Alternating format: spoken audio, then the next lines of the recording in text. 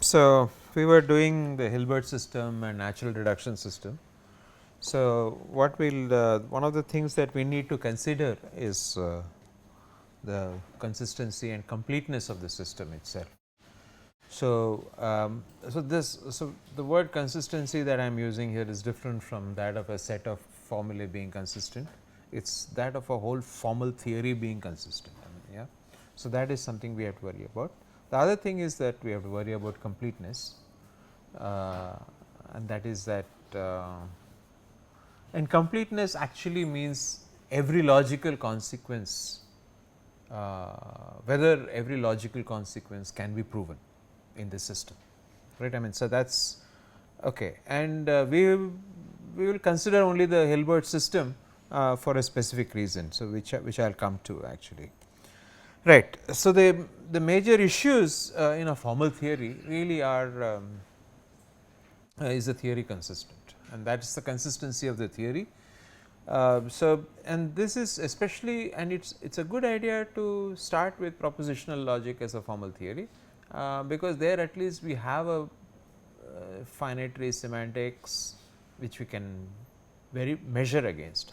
But normally with any mathematical theory, you have only a collection of abstract axioms and you do not have any formal semantics, because you are trying to capture the semantics of the entire formal theory actually through the notion of axioms and proofs and theorems, right. So, in most cases you do not have a semantics really available to you, you only have a theory available, and then there is the question of is it consistent firstly, and is it in some sense complete, and you need to do this. The development of the theory is independent of is therefore needs to be delinked from a semantics. But as beginners in formal theory, we will tie it down to a semantics initially for the propositional logic, but the moment we come to something like first order logic, you will see that it is not possible to tie it down to a semantics, because very often the semantics may not be finitary. And so, whereas it is a good exercise to first tie it down to propositional logic, because that is finitary, and then proceed towards this. Look at actually what should be reasonable definitions of consistency and completeness. So, consistency is the main thing is that in the case of so since we may not have so we want to define these consistencies and consistency and completeness also in terms of purely syntactic notions, because very often, as I said, when you look at mathematical theories, you may not have a semantics, and we are trying to capture the semantics through finitary proof theoretic means, right. Okay. So, in fact, what you normally expect is that everything that you want should be provable from the axioms, and that's and in that sense the axioms and all the formal theorems of the theory actually capture the semantics of the theory, right. Okay.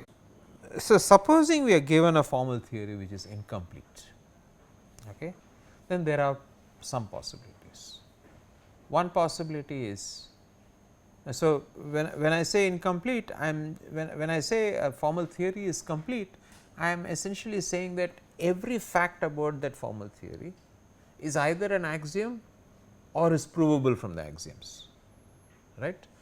Now, if a theory is incomplete, it means that there are some facts which cannot be provable, which are not axioms and which cannot be provable from the axiom system.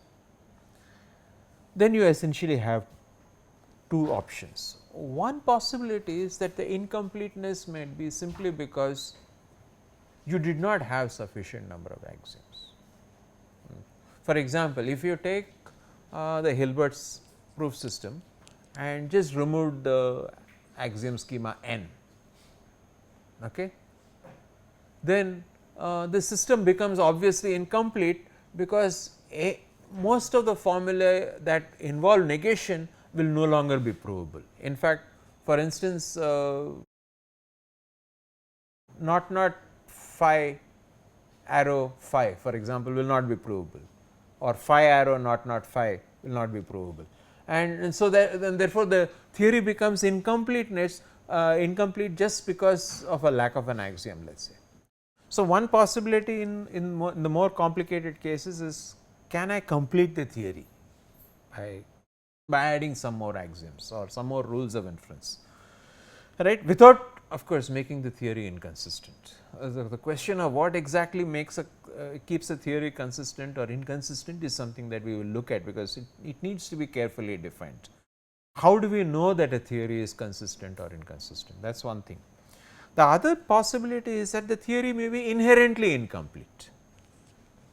Now, here I am using the word the phrase inherently incomplete in some informal sense, and all I mean by that is, even by adding a finite number of extra axioms which keep the theory consistent, you may not be able to complete the theory, right.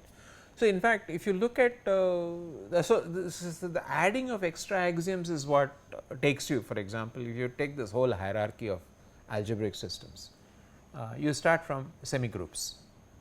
A semi group is just something which has an associative binary operator, right.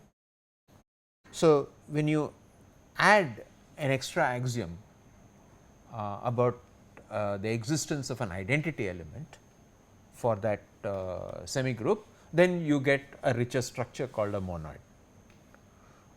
If you postulate the existence of inverses or unique inverses for that which give you the identity element such that each element and its inverse on that product operation gives you the identity element, then you actually have groups, and you can take groups, you can have groups in which then you can add an extra operator, for example, and you can add distributive laws, you can come up with rings or even before that semi rings, and you can get more and more you can get richer and richer structures by adding some things, right. So, but with just a single binary operation, the question of adding an extra axiom to check to get a complete theory is something that is always open, and in fact, intuitively that is the most natural thing to do.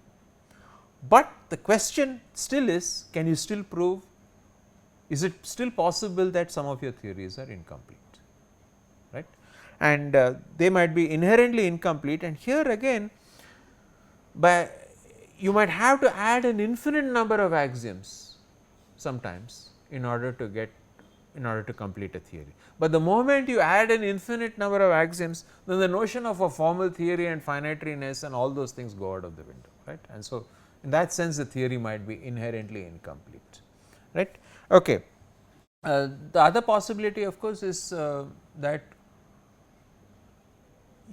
instead of adding an infinite number of axioms, if I can add a single axiom schema or a finite number of axiom schemas which capture all the infinite number of axioms, then the theory is no longer inherently incomplete. It is still finitary because of the fact that I can add those axioms in some well defined patterns which are a finite number of different patterns, right.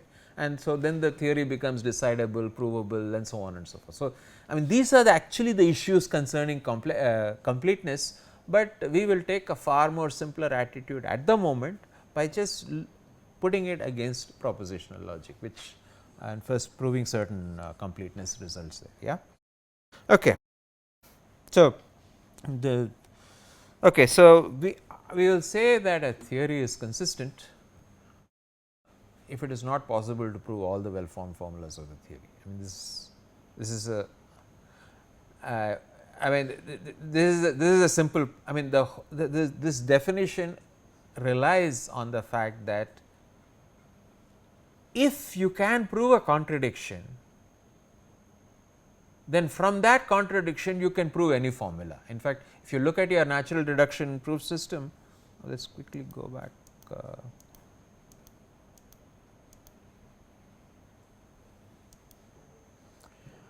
Right, look at this bottom introduction and elimination rules. So, the introduction rule just says that if I somehow manage to prove a contradiction of the form x and not x, then I can infer bottom, right. But having inferred bottom, I can eliminate bottom by inferring any formula x, right. So, if my axioms of my formal theory can provide me a contradiction, then from that contradiction I can infer any formula of the theory. So, our notion of consistency therefore is just this: if all formulas of the theory are provable, then your theory is inconsistent, which means, I mean, the theory is really desperately in need of some changes, and it is actually uninteresting, and that's another way of looking at it. An inconsistent theory is logically uninteresting, right. Okay. So that is going to be our notion of that is going to be our notion of inconsistency of theories, right. So, otherwise, so what we are saying now is that if you can show that there is at least one well formed formula which is not provable, then your theory is consistent. That's actually the definition. So, but this is slightly different. Technically, it is slightly different from our normal notion of consistency of a theory. Maybe our normal notion of consistency of a theory is just that you should not be able to prove any contradictions, but an immediate consequence of that is that if you can prove a contradiction, then you can prove everything in the theory, every formula in the theory, right. And it is actually closely philosophically tied to the notion of material implication. I mean, actually it is tied to the notion of logical consequence and material implication, and the fact that we have a certain truth semantics for material implication, and we have a notion of our definition of logical consequence actually comes from that definition of the truth of material implication, right. Because if you look at implication as a causal relation, then the kind of truth semantics that we have given for the arrow no longer holds. So, philosophically causality is different from implication, okay. Even linguistically causality, something causes something, is different from if something then something else, and all that we are saying is that in the case of mathematical theories as opposed to say physical theories, in the case of mathematical theories there is no causality, there is clear what is known as Platonic existence, right. I mean, facts exist and your logical theory only presents the facts in a certain order. That order in which you present the facts is not a causal relationship between a theorem and an axiom, though informally we actually treat it like a causal relationship, it is not. And a prime example of that we have already seen before. We have seen these two systems, right, H naught and H naught prime, right. So they both have slightly different, the n axiom is slightly different in both cases. In each case the axiom of the other system can be proven from each system, right. So clearly there is no causal relationship between these systems and these axioms. All that we are saying in a formal theory is that there is a huge set of facts,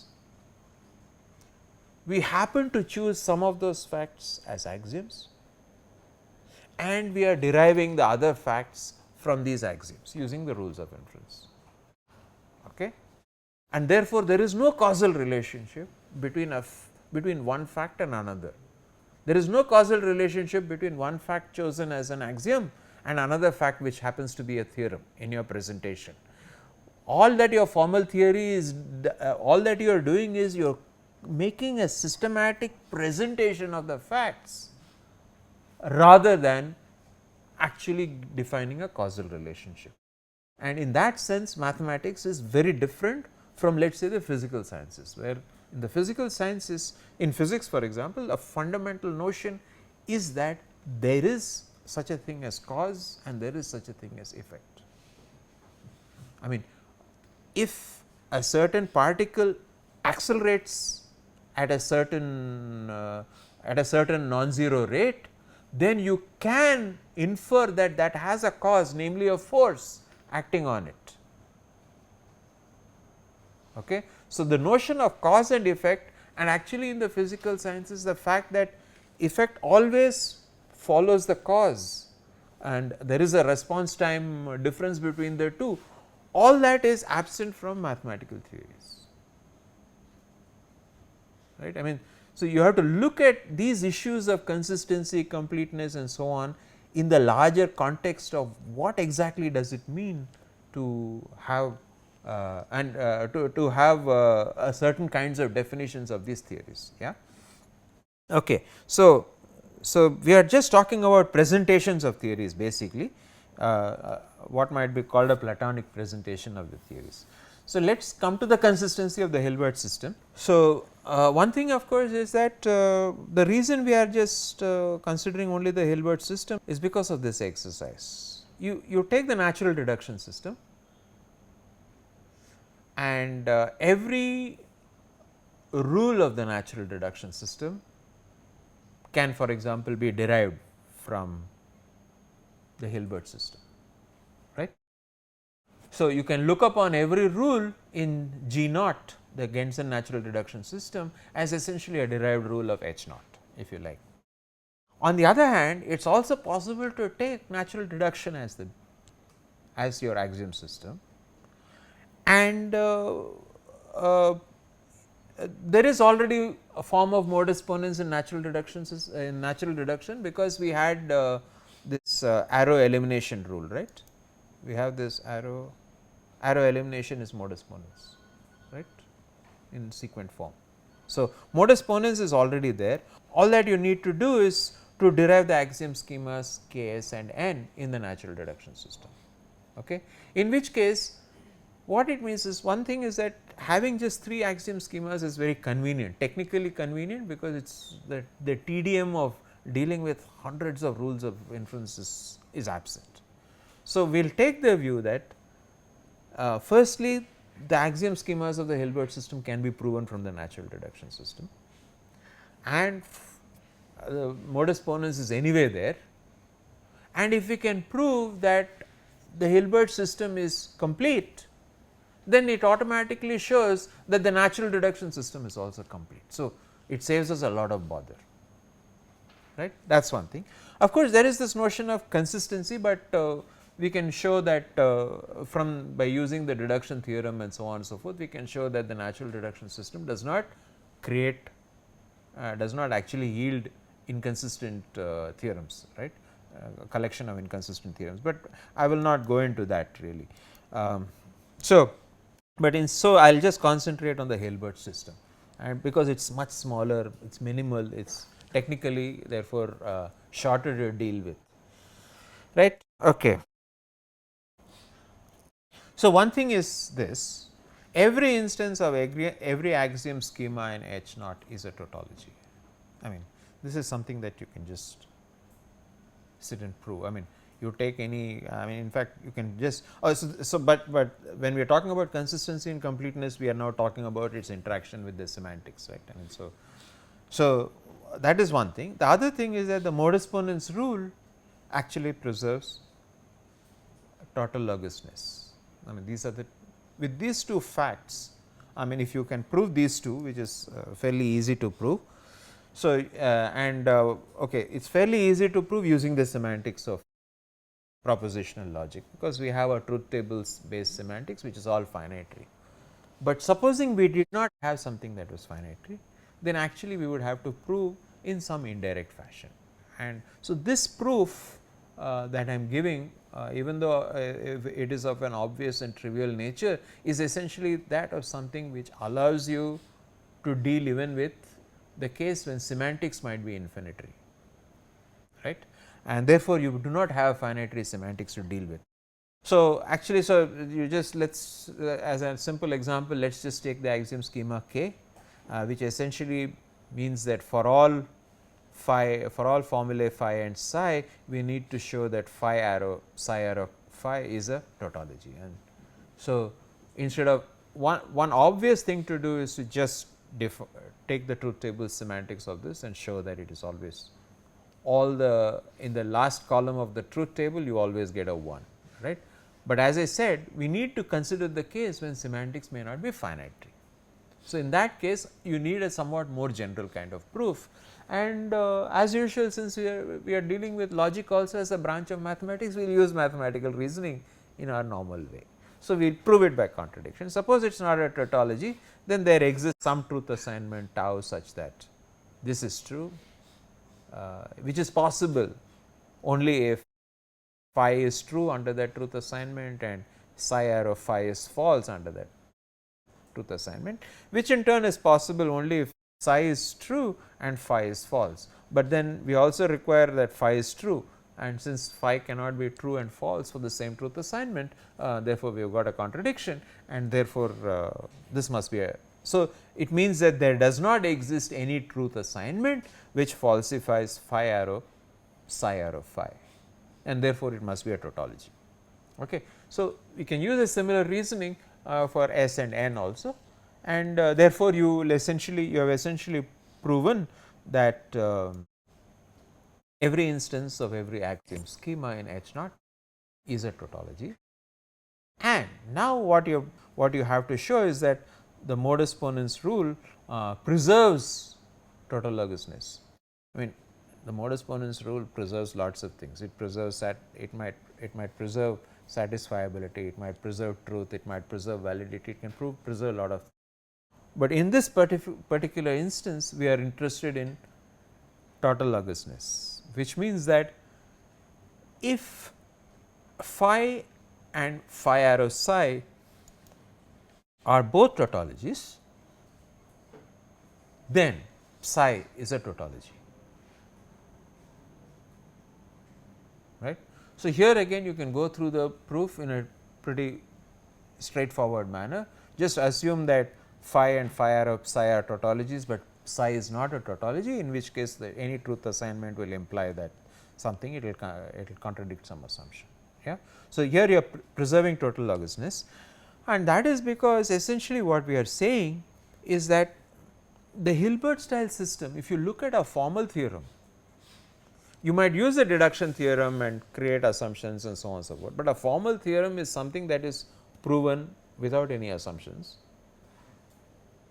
If you look at a formal theorem, then all the formal theorems are actually tautologies, right. And so, that is actually the so the Hilbert system. So, one thing is, so everything that is provable in the Hilbert system is a tautology, and we do know that there exists non-tautologous formulae in the language L naught, right, and therefore, the Hilbert system is consistent. I mean, it's so we are not doing a usual thing like proving that you cannot prove any contradiction. It is all too complicated. Technically, it is simpler to show that okay, you can prove only tautologies, and there are formulae, for example, like not of phi arrow phi, which are not tautologies, and therefore, the Hilbert system is consistent. It is a very clean and neat way of handling the issue of consistency, but it also has a but there is also this. So, now so if every formal theorem of H naught is a tautology, then of course, the notion of completeness reduces to a simpler notion. Can every tautology be proven? That is it. That is really all that there is to it. And actually, so the fact that every formal theorem of H naught is a tautology, you can prove by induction on the height of the proof trees, that is okay. So, therefore, the system H naught is consistent. But now the completeness is also just related to tautologous, but actually that is perfectly fine, because we had this I am sorry. So, we had these theorems of logical consequence, which essentially said that all logical consequences can be expressed in terms of tautologies.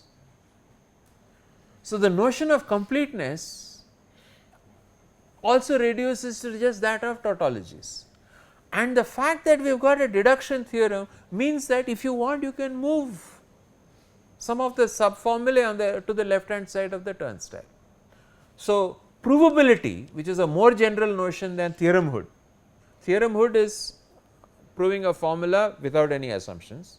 Provability is given a set of assumptions gamma, you prove some formula. So, because of the deduction theorem, we can move back and forth on either side between provability and theoremhood, right. And therefore, it is sufficient to just consider the case of whether every tautology is provable, right. Okay, and if every tautology is provable in H naught, then H naught is complete, and therefore the G naught is also complete, since everything in H naught can be proven from G naught, right. So, G naught is also complete. The question of whether G naught remains consistent is something you have to think about. I mean, you have to show that each application of the rules of inference will not lead you to a will not allow you to prove any formulae, but we will leave that for the moment. We will live with the simpler system of H naught. So, yeah. can you repeat your argument about the consistency of H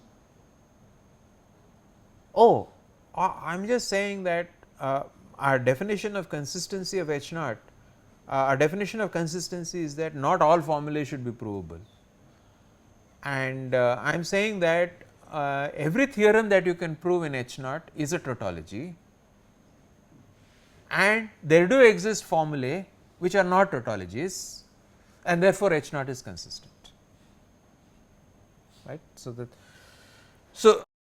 but more importantly actually, so technically speaking, therefore it is sufficient to show that every tautology is provable in H naught, to show that it is complete. But there is something about a formal theory. As I said, you are essentially trying to capture semantics in a purely syntactic fashion. That is what you are doing in a formal theory, right. You start with a new theory with a set of axioms which are essentially which somehow are supposed to capture the semantics or the models which are true for their theory, right. You take the whole idea is that if you were to take I mean, so these kinds of notions again come from traditional Euclidean and non-Euclidean geometries, right. I mean, so you take, let us go back to that famous problem of the parallel postulate. If I take all of Euclid's axioms with the notion of point, line and plane undefined, and I change the parallel postulate, I say that through a given point where the notion of a point is undefined, not on a given line where the notion of a line is also undefined, on a plane where the notion of a plane is undefined, there does not exist any line parallel to the given line. Okay. So, I take this as a formal statement of a new axiom which replaces Euclid's parallel postulate, right. So, now you have got all these postulates, and somehow these postulates are supposed to capture the intuitive notion of a point, line or plane without actually defining them, because they are undefined terms.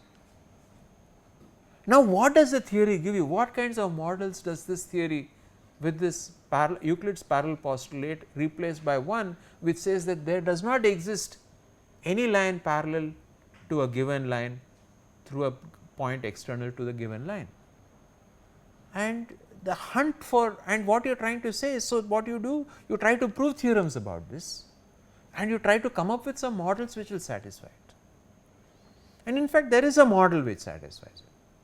For example, if you were to take, if you were to interpret a point as a point on the surface of a sphere, a line as a great circle of that sphere, and the plane as the surface of the sphere itself,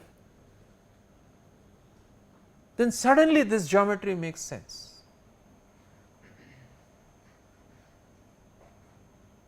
Right. So, the points are all points, let us say, marked by latitudes and longitudes, maybe in a polar coordinate system, and so you what you got are models. So, a model of Euclidean plane geometry is really the Cartesian coordinates, right, x, y, which, and what we learn as analytic geometry in school and later in college and so on and so forth, right. So, that is a model for Euclidean plane geometry, and for this non-Euclidean geometry where the postulate changes, I have a different geometry based on the surface of a sphere. I mean, so, and in fact, this parallel postulate, this new postulate which says that if the lines are only all the great circles on the sphere, then any two great circles always intersect in 2 points, right. For example, so therefore, that is another thing. I mean, so you will be any two lines, any two non-parallel lines intersect in a unique point goes away, and now you will have in 2 points. I mean, so you get a completely different. It is, I mean, so now the fact that you could come up with a model is a different matter. The theory could exist even if you did not have any models, right. In which case, what you are trying to do is you are trying to capture all the properties of the theory only through those axioms, and that is an interesting aspect of this. So, so one question is, in the case of propositional logic, of course, the question of capturing the semantics still remains, and one obvious question is, so can we capture truth table semantics throughout? I mean, and so what we will do is we will show that our the Hilbert system is actually expressive enough and powerful enough to capture truth table semantics, from which it will follow that any tautology can be proven. I mean, I just have to simulate the truth table for that tautology and I have proven that tautology, right. What, coupled with the fact that I know that the only things I can prove are tautologies, right. I mean, so I am consistent and at the same time I have captured all the semantics. That is what we will work towards. So essentially, even though we need to restrict ourselves to showing that every tautology is provable in the system, we will proceed to show that we can actually simulate every truth table within the system H naught. And if you can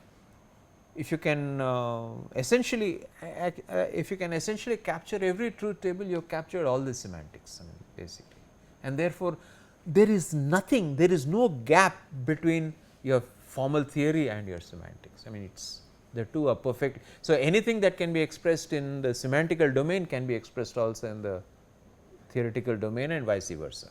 And so, I mean, so just like logical consequence corresponds to provability and tautologousness corresponds to theoremhood, we can also capture truth table. I mean, that is what we will proceed to do. Yeah. So, okay. So this is what I have named it the truth table lemma. Okay, it is not an official name anywhere. So, what I am saying is, so let take any formula phi. Of course, strictly speaking, this truth table is only an informal notion, right. I mean, what we actually had in our semantics is truth assignments for an infinite collection of variables, and therefore, we should we should work with that. Yeah. So, informally I am calling it the truth table lemma, but we are actually going to deal with truth assignments. What however, we are guaranteed is that every formula phi has only is made up of only a finite number of atoms. Okay. And since we are talking about the Hilbert system, the only operators are not and arrow. Okay. So, let us assume that phi has atoms only drawn from this finite set P 1 to P k for some k greater than or equal to 1. Yeah. Now, take any truth assignment tau, of course. So, what I am claiming is that I can prove. So, this is a formal theorem of the Hilbert system, okay, where so this P 1 star to P k star are so each P I star is P I if the truth assignment, if under tau P I has been assigned 1, and if it is 0 then I take not P I. Similarly, this phi star is phi if under the truth assignment tau phi has got the truth value 1, otherwise I say not phi. So, all I am claiming is that this from the assumptions P 1 star to P k star I can prove phi star. In that sense, all that is relevant for the phi is captured, which is essentially capturing the truth table for phi, right, given a truth assignment. Okay. So, actually, let's look at the proof of this and how we are going to actually go about it, right. So, one thing is, so what we will do is, we are saying that this can be done for every formula phi given some superset of all the atoms which make up phi, some finite superset of all the atoms which make up phi. Okay, so, what we will do is we will do this by induction, we will prove this by induction on the number of operators in phi. Yeah. So, when n is equal to 0, when the number of operators is equal to 0, then phi must be clearly an atom.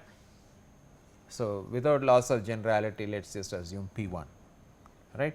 Then clearly then P 1 star and phi star are the same thing, right.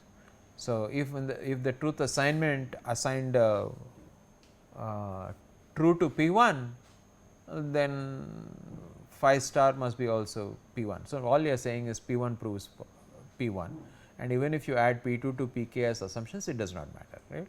So, the basis is trivial because then P 1 star is the same as phi star. The induction hypothesis is that the claim holds for all WIFs with less than n occurrences of operators, and now supposing phi is a well formed formula with n operators, then we have two cases to consider. Basically, we have only two operators in the language, because we are dealing with the language L naught, which contains just arrow and negation. Yeah. So, we have two cases corresponding to those two operators.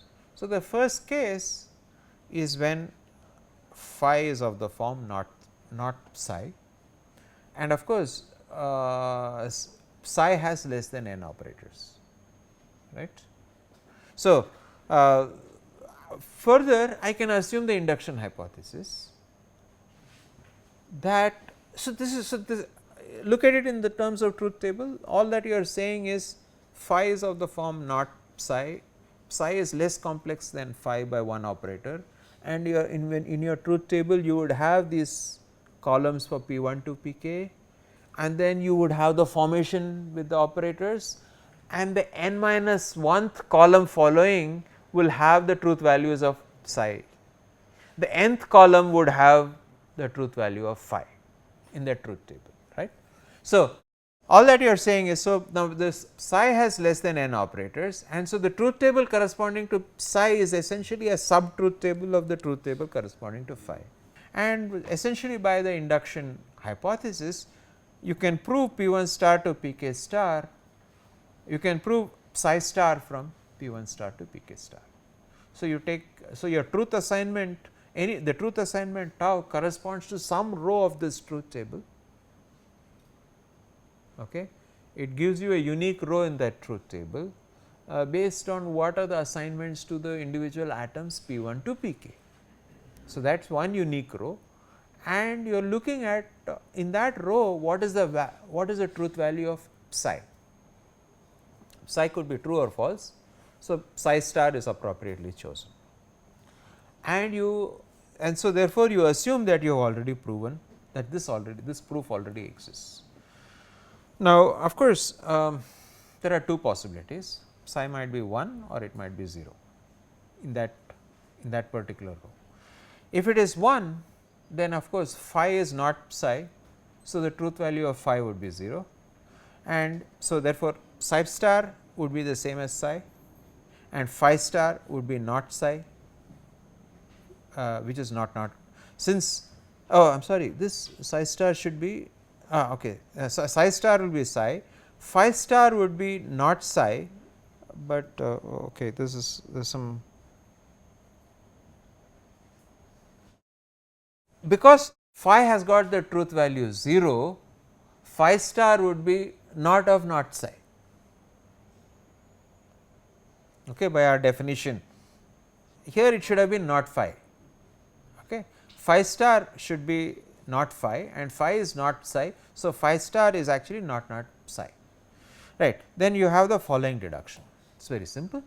So, one thing is that you already have proven psi from P 1 star to P k star, and we know somewhere that we have proved this double negation psi arrow not psi. I am sorry, this should be a not psi here, yeah, and by modus ponens, and therefore, you have essentially proven phi.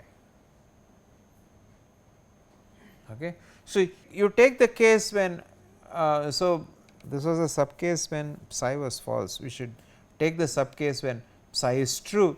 By the way, this should have been 1 here, I made some mistake, and then what you can assume by then what will happen is your psi star would be some not, phi star would be not psi, and by induction hypothesis you have this and so on. So, there are some mistakes here which I will correct later, I made some mistakes here. This is correct, yeah.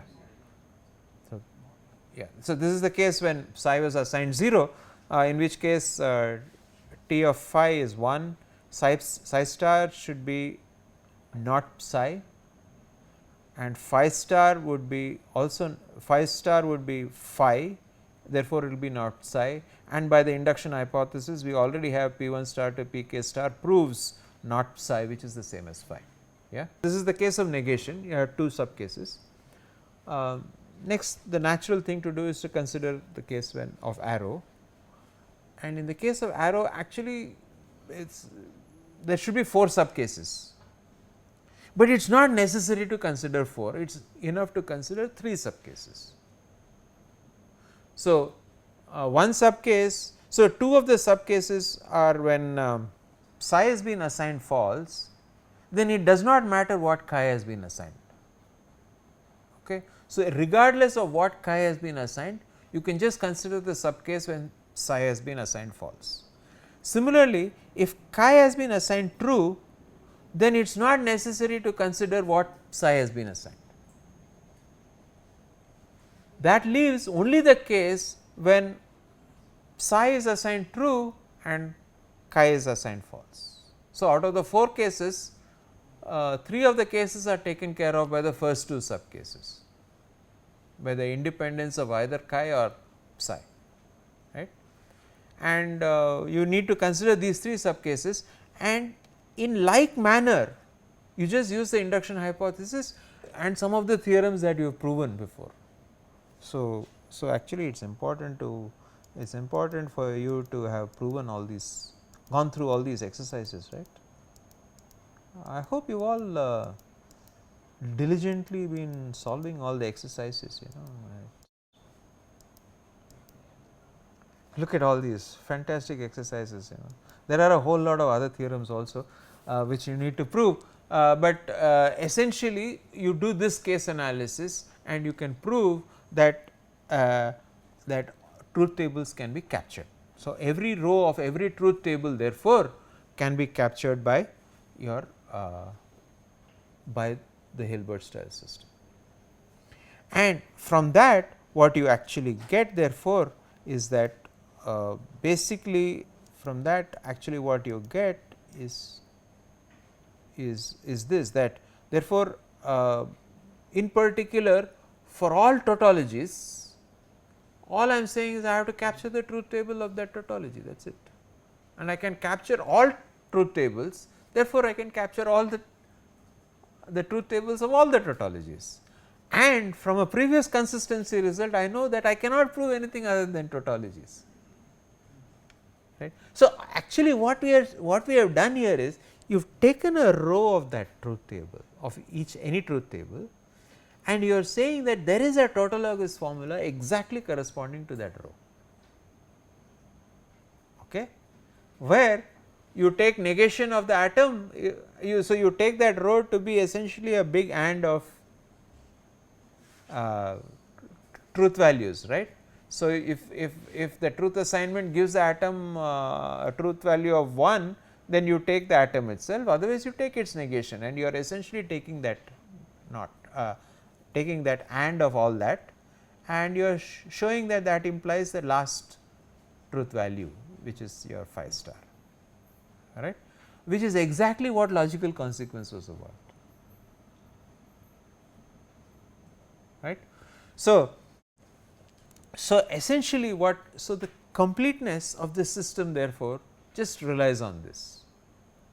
Therefore, the Hilbert style proof system is complete, because firstly I can only prove tautologies, and I can express every row of every truth table as a tautologous formula, and I can claim that I can prove every one of those tautologies, right. So, I have a general method of proving it from the Hilbert style system, I have a method of proving every row of a truth table, and hence the Hilbert system is complete.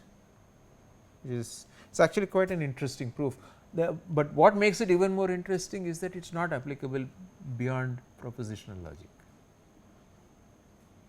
right. The moment you come into something like first order logic, you require completely different techniques, and therefore, it is an education in itself to study it for propositional logic first, before we get on to first order logic. Yeah. So, with that I think we have essentially done a fairly thorough study of propositional logic. For many of you, I hope, who thought propositional logic was trivial, I hope it has opened your eyes to the possibilities of complexities in even propositional logic, and to the fact that you have learnt at least a few techniques which you did not know were there already there in propositional logic. So, there is a lot. Propositional logic is a very rich subject like number theory, So, it is always possible to come out with some new and interesting patterns or ways of doing things in propositional logic. But as you become more and more general, you will get restricted in your techniques, because many of these techniques will not be applicable there. So, what we will do is we will start first order logic